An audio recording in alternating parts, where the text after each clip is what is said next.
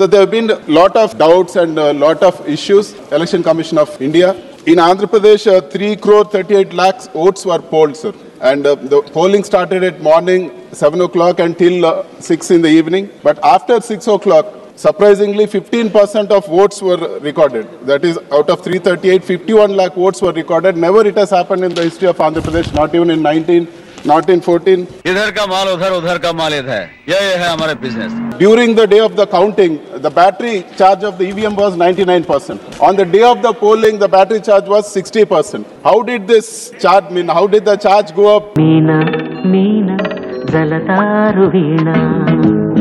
Automatic గా manipulate చేయడానికి అవకాశాలు ఉన్నాయి ఈవీఎంలు.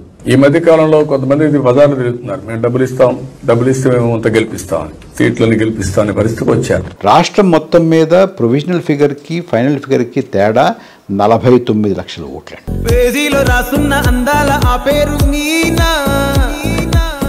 And vulnerable to exploitation to manipulate the results of the votes being cast.